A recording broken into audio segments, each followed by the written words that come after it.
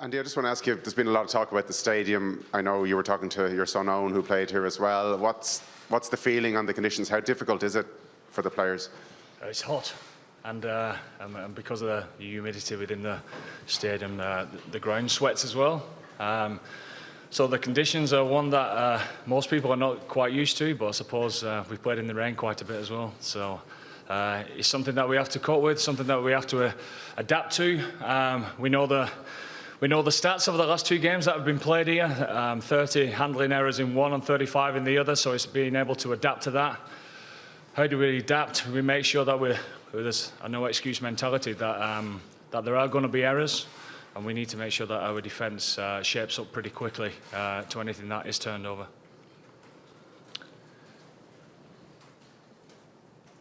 Thank you. Andy, can we just get your assessment of the defensive performance against Japan, and what reaction do you want to see from that defeat? Obviously we lost, so it wasn't good enough. There's a lot of disappointment within the camp.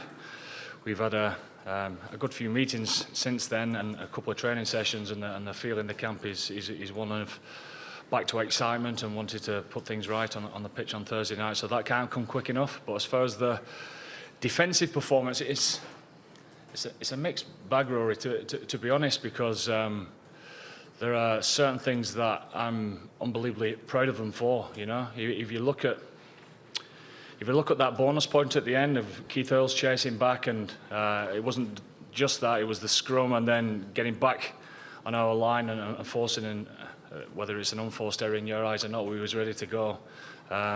The 3 minutes just before half-time when they had a scrum on halfway and we kept them out there, and Josh chasing back and making sure that he cleans up stuff. So there's some heroic stuff from certain lads, but yeah, it's not the usual defensive pressured performance that you saw the week before, or you've seen in big performances from ourselves. There's a lot of reasons for that, and Japan have a massive part to play in that. Collision winning wasn't where we wanted it to be, and again, there's certain reasons for that. 3 tied in a ruck from time to time. Certain tactics that Japan used in and around the ruck to make that happen had an effect as well. But when you lose collisions, you tend to put yourself in a vulnerable position, especially out wide. But as I said, yeah, the stuff that was going on in and around the breakdown is something that we need to take care of ourselves.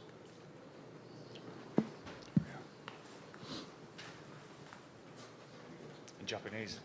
In Japanese. Andy, how frustrating is it for you? And I know Joe touched on it yesterday about the referee and some of the decisions, but you're trying to set a team up to be disciplined, to stay on side. Ireland's defence, our discipline has been excellent the last couple of years. How do you cope with that, and how frustrating is that for you and your players if you're trying to do the right things and you're not getting the kind of rub of the green?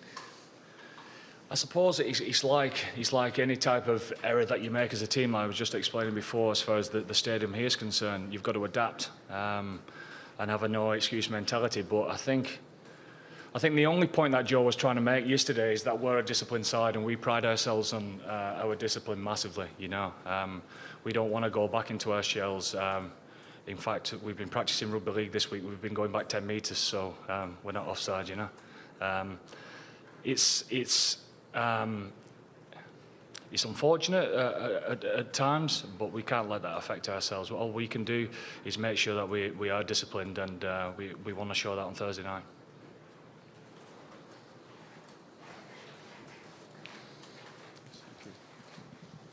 And just how have the squad dealt with the defeat, and do you still feel that this team can achieve what you set out to achieve despite that setback?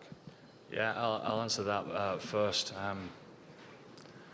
I think a setback, you can use it in the right manner. I think if you look at the last 3 World Cups, South Africa losing to Japan and losing the semi-final 20 points to 18. You look at the 2011. France seemed to be at disarray throughout that competition, and there's a debate on whether they should have won or not the final.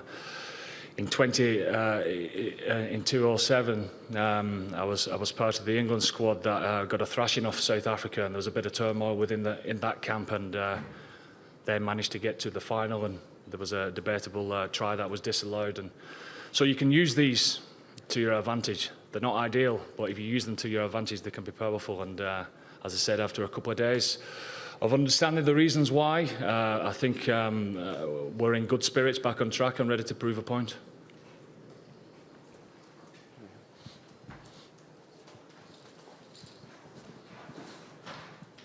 Hi Andy, what's the thinking behind making Johnny Sexton captain this week with Peter O'Mahony starting the game? Well, it's always been a debate of a toss of a coin with those two because they're so influential on the team and they're such good professionals, and the experience that they've both got.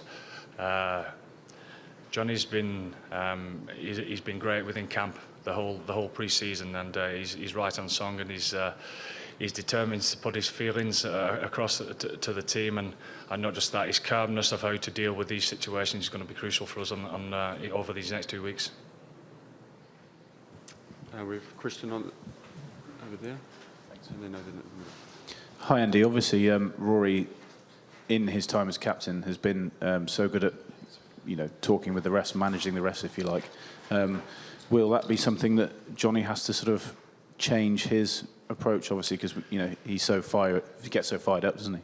Well, he cursed so much, and I think you've seen with his captaincy with Leinster that he's learned from those type of situations, and I think it actually helps his game. We talked about the conditions about on Thursday night. That things are going to happen. That's not going according to plan, and we need to stay positive and with how we. Positive with each other and the referee and the way that we play the game as well. So Johnny's aware of all that. Question here. Hi Andy, how much of an ask is it for Jordy Murphy tomorrow, given he's just in country? It is a bit of an ask because it's not ideal, but it is a World Cup, and that's the situation that we're in. If you asked Jordy when he got off the plane, would he want to sit this game out or not, he would answer you that he wants to get stuck in straight away. He's been great over the last couple of days. He's slotted straight in. Obviously, he knows his stuff and the experience that he's had within our group. I think as far as getting the travel out of your legs, getting straight into the mix of it where everyone else is up to speed, he's good for Jordy, and he's not missed a beat since he's been here. Yes, please. Hi Andy, Mark McDermott, the Russia assistant coach, I see that he was quoted yesterday as describing the World Cup in aspects of being an Ironman competition at the moment due to the combination of the humidity that you've spoken about, but also the turnaround times between certain matches. Do you think it's an Ironman competition? I can see where his analogy is coming from. You've got to manage these competitions certainly differently to what we're used to back home in the Six Nations and the Autumn Series, etc. So I can see where he's coming from, definitely. Another question here, thanks. Yeah, I just wonder, how do you prepare for a team like Russia that you don't know as much about as many of the other sides that are here, and in a game where everyone expects you to, win well, and you expect to win well, how do you stop sort of complacency setting in and people getting ahead of themselves? Well, we look back to our last result, and that's enough. It wouldn't really matter who we're playing against this week, whether it be Russia or New Zealand. The same applies. It's about getting back on the horse.